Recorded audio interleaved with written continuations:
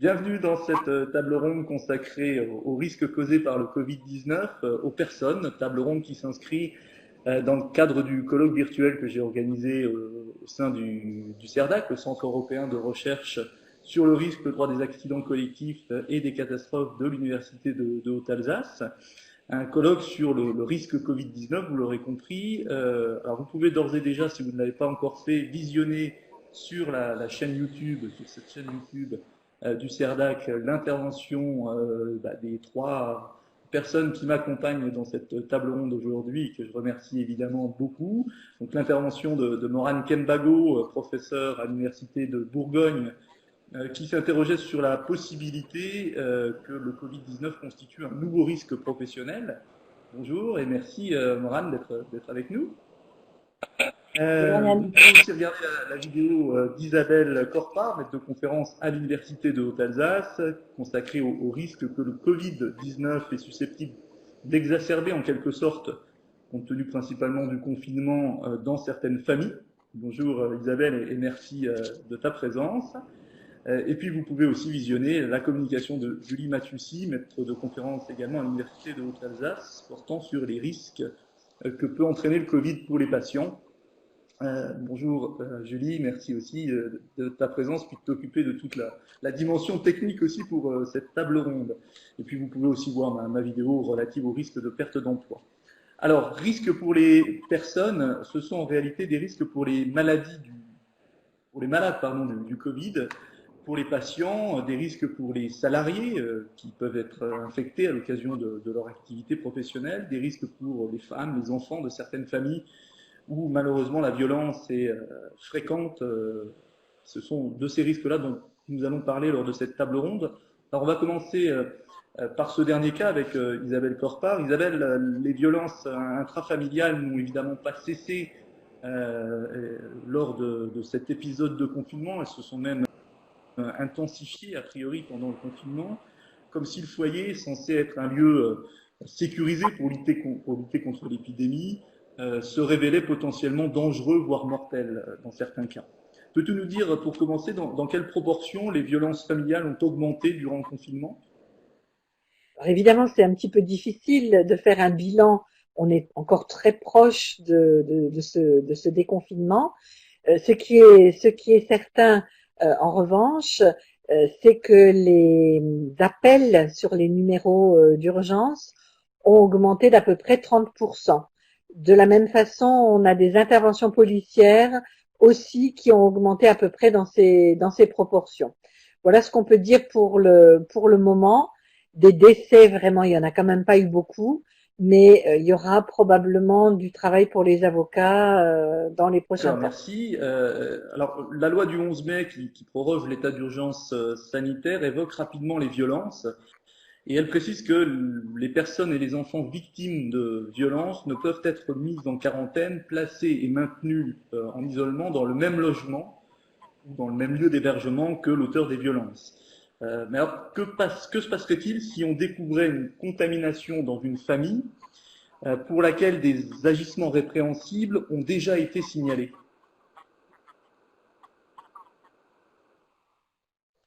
Alors ça, c'était la surprise de cette loi du 11 mai. Notre vidéo a été diffusée le 13 mai, mais nous avions comme consigne de l'enregistrer en amont. Donc au moment où j'ai enregistré, il n'y avait pas encore cette loi. Mais on est dans une période absolument épouvantable où toutes les 5 minutes ça bouge entre les lois, les ordonnances, les décrets, les arrêtés. Enfin voilà, il faut vraiment suivre. Et là, d'une manière peut-être un petit peu inattendue, dans ce texte qui parle de la quarantaine, on revient sur les violences. Parce qu'effectivement, on se dit, voilà, on va mettre des personnes en quarantaine, c'est-à-dire à l'isolement, mais ces personnes qui sont donc porteuses du Covid, ou suspectées de l'être en tout cas, sont peut-être des victimes de violences ou à l'inverse des auteurs de violences. Donc là, il y a un problème parce que mettre ces personnes avec leur bourreau, hein, en quelque sorte, c'est contre-productif évidemment, c'est dangereux. À l'inverse, c'est tout aussi, disons que c'est dangereux que ce soit la victime ou que ce soit l'auteur qui soit porteur du Covid. Et là, dans cette loi qui est suivie d'un décret, alors le décret, ça y est, j'ai perdu ma référence, c'est le décret du 22 mai. Le décret du 22 mai vient compléter et donne des consignes au préfet. Le préfet doit effectivement, dans ces cas, prendre la mesure de la situation. Donc là, on a une possible éviction du conjoint violent. Si c'est le cas, le domicile redevient sécurisé et alors pas de problème, la famille peut rester dans ce lieu. Si l'éviction ne peut pas être prononcée, alors il faut réfléchir à des lieux d'hébergement différenciés. C'est-à-dire que là, le préfet devra pointer les situations. Donc, on va regarder si pour ces personnes, il y a eu des dépôts de plainte, il y a eu des appels sur les numéros d'urgence, est-ce qu'il y a eu des forces de l'ordre qui ont été sollicitées, et on mettra les personnes dans des lieux d'hébergement. Alors, soit l'auteur, soit les victimes, selon les cas. C'est vrai que le système a quand même été bien pensé. Le préfet devra informer le procureur de la République dans ces cas-là, et le procureur devra faire suivre les dossiers au juge aux affaires familiales dans le cadre de l'ordonnance de protection. Ce qui, moi, m'a gênée, c'est que on n'a pas pensé à aussi saisir le JAF pour qu'il prenne des mesures pour l'autorité parentale. Qu'est-ce qu'on va faire si l'auteur des violences veut voir ses enfants, par exemple, dans ce temps de quarantaine. Voilà, je pense à peu près le bilan que l'on peut faire de cette situation. Donc euh, il faut pas que le domicile familial devienne un lieu encore plus dangereux, parce que non seulement on aurait un conjoint violent mais infecté, hein, donc ça Merci compliquerait quand Isabelle. même Autre les question, choses. quelle suite peut-on donner aux violences sexuelles entre conjoints pendant la période du confinement?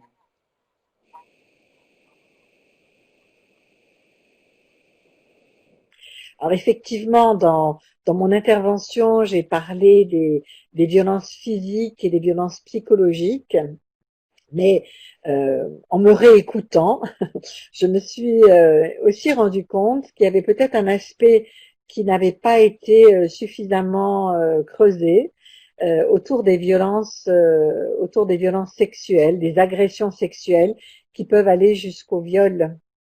Alors là, c'est un vaste débat, hein, la question du viol.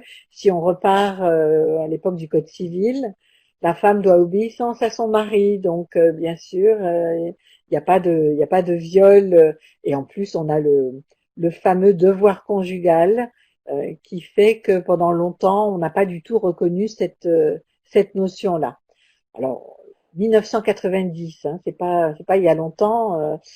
Première décision de la Cour de cassation qui reconnaît donc pour la première fois un viol entre époux. Alors on peut aujourd'hui l'étendre aux concubins, hein, mais c'est vrai qu'on parle de viol conjugal. Je veux dire, ça englobe toutes les situations, mais ce qui était particulièrement net là, c'était par rapport au devoir conjugal. Ça a été suivi de deux lois en 2006, en 2010, dans les lois sur les violences conjugales. On est revenu sur ces questions et on dit aujourd'hui clairement dans le code pénal, article 222-22, que le viol, que c'est un viol même quand on est uni par les liens du mariage. Alors le problème, effectivement, ben, c'est que le confinement et l'oisiveté, le manque d'occupation, le manque de sortie, etc., a sans doute amené parmi les violences des violences sexuelles. Ces violences sexuelles, elles vont donner lieu, elles peuvent donner lieu à des dépôts de plainte, hein, bien évidemment, et on encourage vivement les femmes à se faire à se faire entendre, à faire entendre leurs problèmes. Alors je dis les femmes parce que là sur le viol, on est quand même plutôt ciblé sur des victimes femmes, mais c'est pas réservé aux couples de sexes différents. On peut avoir ces problèmes-là aussi dans la communauté LGBT. Enfin voilà. Et puis c'est une d'une façon générale des agressions sexuelles. Hein. C'est pas seulement la question des viols, mais pour les femmes, et ce point évidemment m'a plus intéressée, se pose aussi la question donc des relations sexuelles non consenties avec un risque de grossesse derrière.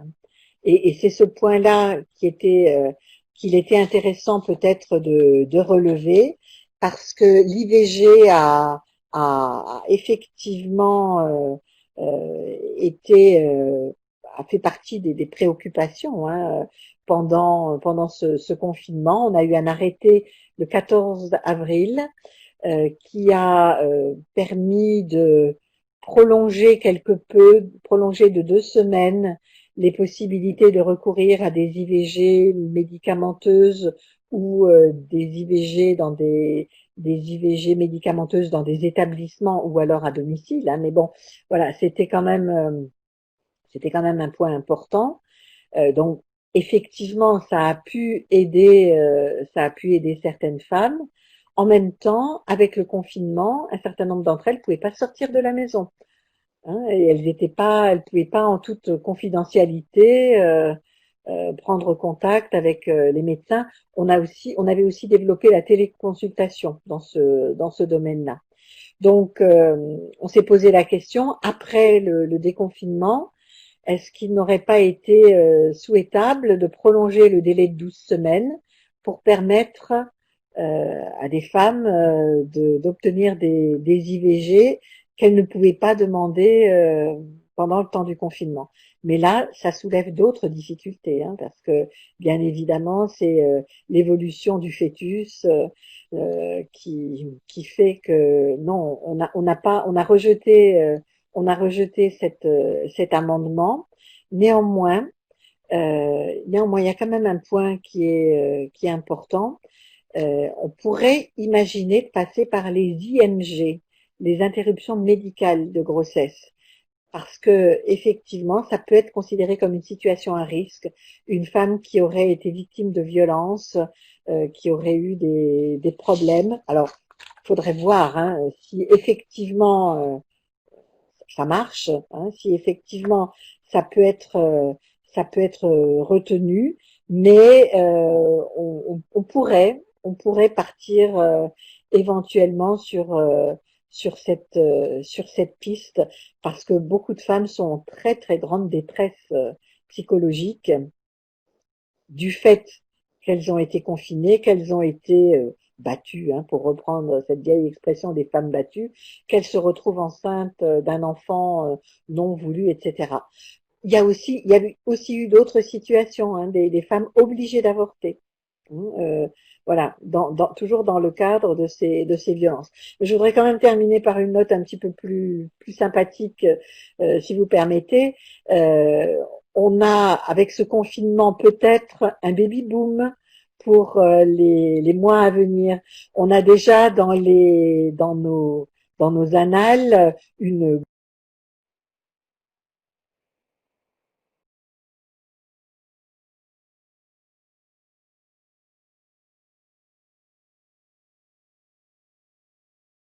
grande panne d'électricité en France qui a fait qu'il fallait s'occuper et ben, il y a eu une augmentation du nombre des naissances. Alors qui sait, peut-être qu'on aura la chance d'avoir des grossesses Covid qui seront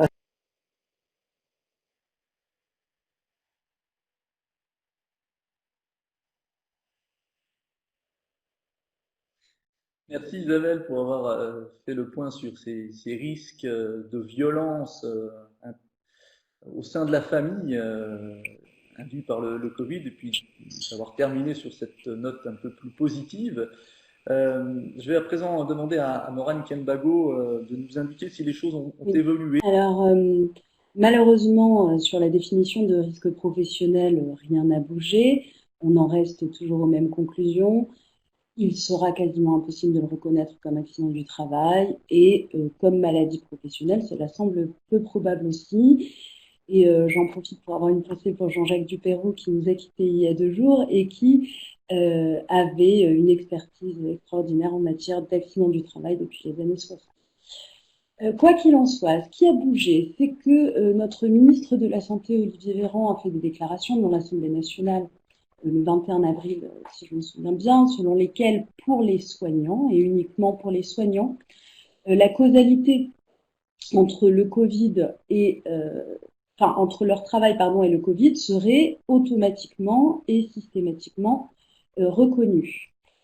Alors ça pose énormément de questions dans la mesure où les soignants, il y a des soignants fonctionnaires, il y a des soignants salariés, il y a des soignants libéraux et pendant cette période très difficile, on a également eu un certain nombre de soignants bénévoles. Donc, on a des statuts juridiques qui sont extrêmement différents. De ce que semblait dire le ministre devant l'Assemblée nationale, des négociations seraient en cours avec la direction de l'assurance maladie, sauf que les libéraux ne relèvent pas de l'assurance maladie, les bénévoles non plus. Et donc, on a du mal à voir comment, techniquement, on va leur faire bénéficier d'un régime de reconnaissance de maladie professionnelle auquel ils ne sont pas du tout rattachés. C'est la première difficulté. La deuxième difficulté, c'est que si on ne prend l'exemple que des services hospitaliers, il n'y a pas que des soignants qui ont été là tous les jours, en permanence, et qui ont été particulièrement exposés. Et simplement sur les services hospitaliers, on peut penser aux agents d'accueil, aux agents d'entretien, aux ambulanciers qui ne sont pas dans la définition des soignants. Voilà. Et puis si on sort du petit périmètre de l'hôpital, la France aurait-elle continué à fonctionner sans les chauffeurs, sans les caissières, sans les éboueurs, sans les livreurs, etc., etc. Et pour eux, à nouveau, n'étant pas des soignants, ils n'entrent pas dans cette présomption qui est accordée, automatique et systématique, de causalité entre le travail et le Covid. Et puis, si on s'éloigne des personnes qui travaillent, et ça rappelle un peu les questionnements qu'on avait eus du temps du scandale de l'amiante. Je suis un soignant, j'ai été contaminé, je rentre chez moi, je contamine toute ma famille, mes voisins et je ne sais pas qui encore. Bien, eux ne pourront pas avoir de réparation pour la maladie, éventuellement les séquelles qui sont déduites.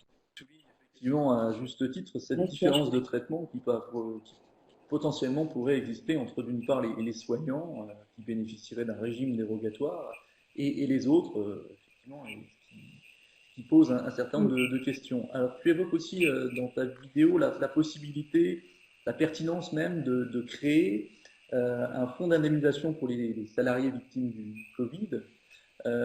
Comment pourrait-on financer un tel fonds d'indemnisation? Quelles sont les pistes qui se dégagent? Alors, l'éventualité d'un fonds d'indemnisation, elle a été immédiatement envisagée par tous ceux qui ont pu connaître des crises sanitaires précédentes. Et je parlais de l'amiante à l'instant. On a quand même le sentiment qu'on est dans les mêmes questionnements de prise en charge.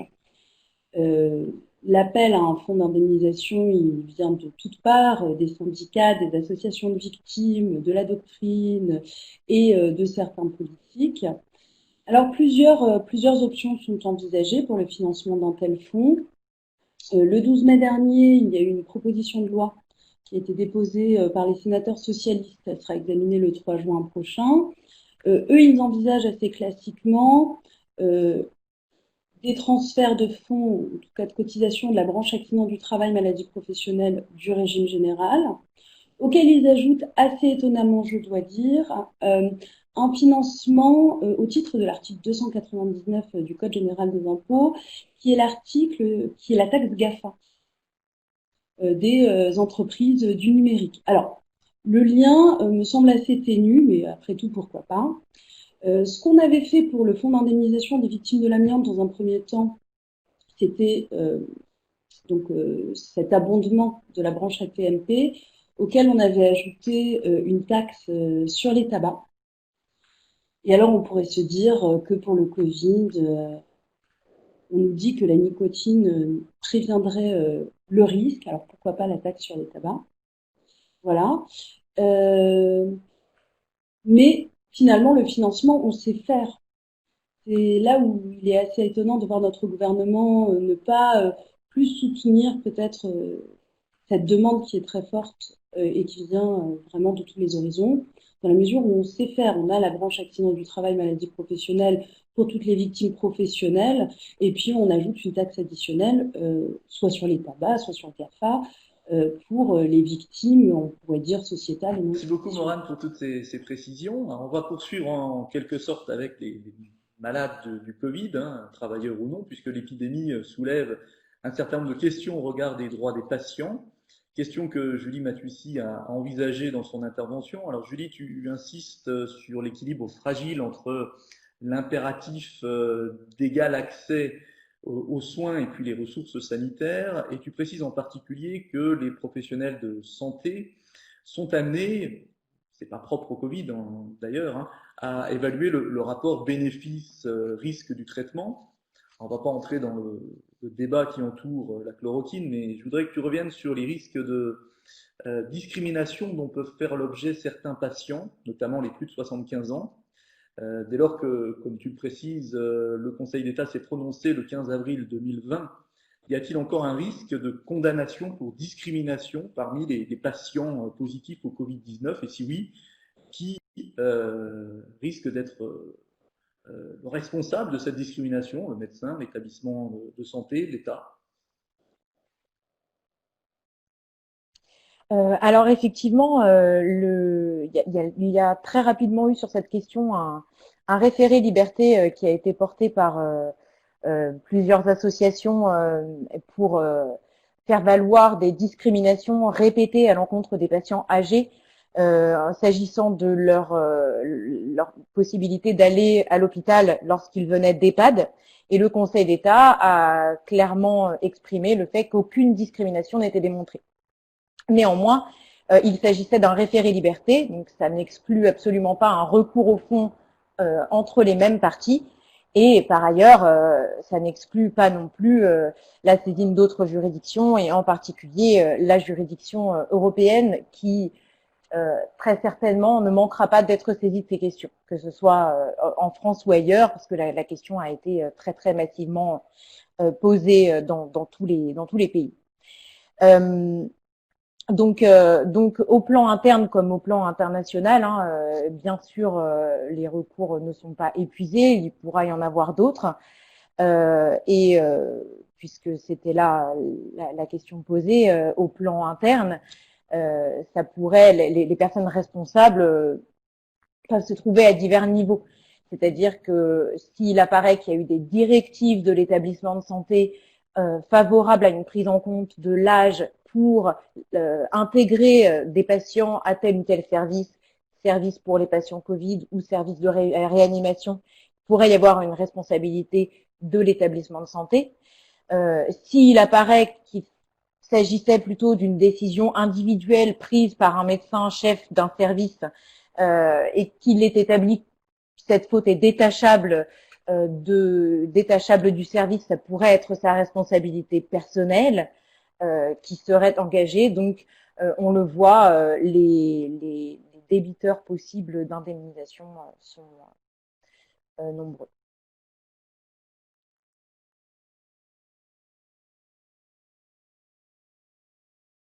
Yann, micro. On t'entend pas. J'avais pourtant cliqué, mais ça n'avait pas fonctionné, pardon. Tu disais que dans la décision du Conseil d'État, les critères qui étaient mobilisés pour conclure à l'absence de discrimination, c'était un, que précisément plusieurs critères étaient pris en compte, et puis deux, que ces critères soient individualisés par rapport à la situation du patient. Mais si c'est une analyse au cas par cas, est-ce qu'on ne risque pas finalement d'aboutir à un certain arbitraire? Si, hein, bien sûr, c'est le cas. C'est le cas. C'est évidemment un choix terrible de toute façon qu'il faut faire, puisque là, on parle d'une situation où il faut choisir entre des patients qui tous auraient un bénéfice au traitement. Donc, il faut choisir selon quelle modalité. Alors évidemment, le faire du pur cas par cas, ça comporte un risque d'arbitraire, et c'est d'ailleurs la raison pour laquelle les équipes soignantes ont cherché à élaborer des critères. Cependant, je crois que le garde-fou, c'est plutôt le fait de faire une réflexion collective au cas par cas, plutôt que d'élaborer des critères abstraits qu'on va plaquer à des situations qui, par essence, sont extrêmement différentes les unes des autres, de la même façon. Et notamment, je crois que le cas par cas permet de prendre en compte d'autres choses que des caractéristiques propres au patient, à son état de santé, à son âge, et notamment toute une réalité pratique qui peut être extrêmement différente selon les cas, c'est-à-dire quand est-ce que le service sera libéré. Est-ce que c'est dans un jour? Est-ce que c'est dans 2 jours? Est-ce que le patient peut attendre ou pas? En fait, les situations médicalement, cliniquement, elles sont extrêmement différentes les unes des autres. Et je crois que c'est très dangereux de plaquer des critères abstraits là-dessus, même si, évidemment, pour les praticiens, c'est rassurant d'avoir un guide qu'on appliquera de la même façon à tous. Et ça nécessite vraiment beaucoup de travail pour les services, de donner un espace à cette réflexion collective. C'est néanmoins ce à quoi plusieurs directives professionnelles, notamment de l'ARS Île-de-France, poussent les différents services en mobilisant un peu partout les comités d'éthique des établissements qui trouvent là un vrai rôle à jouer. Alors là, on parle des discriminations qui peuvent exister entre patients atteints du Covid, mais est-ce qu'il ne pourrait pas y avoir aussi des discriminations entre le traitement des patients positifs au Covid et les patients qui souffrent d'autres pathologies qui sont passées soudainement au second plan alors qu'elles peuvent être bien plus lourdes? Alors c'est tout à fait la question qui se posait davantage à l'heure du déconfinement, puisqu'on va retrouver toute une population qui s'était éloignée de la médecine et de la médecine hospitalière en particulier. Alors le risque de caractériser ça juridiquement comme une discrimination est à mon sens plus faible, puisque c'est légalement organisé. C'est la loi qui autorise en cas d'urgence sanitaire les hôpitaux et les établissements de santé de façon générale à se réorganiser selon les plans blancs et plans hors sang, et différentes circulaires sur l'élaboration des plans blancs encouragent et valident le fait de déprogrammer les interventions programmées. Donc, bien sûr, le fait que ce soit prévu par la loi n'exclut pas qu'il puisse y avoir des recours confrontant la loi à des normes hiérarchiquement supérieures. Néanmoins, ça semble prévenir davantage que pour ce qui concerne le critère d'âge et les discriminations entre les patients Covid eux-mêmes, la caractérisation d'une discrimination.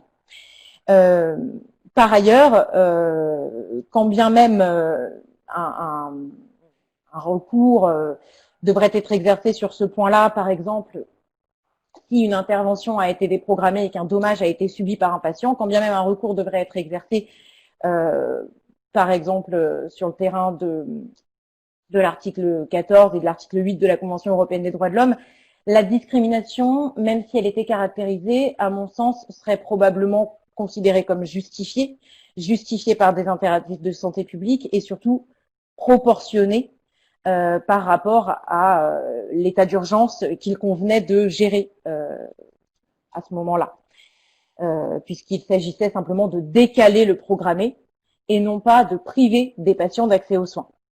Alors, il pourrait y avoir individuellement, au cas par cas, je pense, des situations compliquées à gérer du fait d'un amalgame qu'il y a eu entre les interventions programmées, qui ont été toutes décalées, et leur caractère non urgent. Parce que parfois, une intervention, elle est programmée, mais elle est programmée dans 2 jours. En fait, elle a un certain degré d'urgence. Or là, tout le monde a été surpris par la crise Covid et il y a eu enfin la presse en tous les cas, s'est fait l'écho de situations où ont été déprogrammées des interventions qui présentaient tout de même un certain degré d'urgence. Dans ce cas, si un dommage était subi, à voir ce que ça pourrait donner, au regard de la proportionnalité devant Merci les Julie, juridictions. merci à toutes les trois d'avoir participé à ce colloque virtuel, encore une fois, et puis j'en profite aussi à tous les autres intervenants, puisqu'il y avait d'autres parties dans ce colloque et d'autres thématiques. Merci à vous de nous avoir écoutés et portez-vous bien.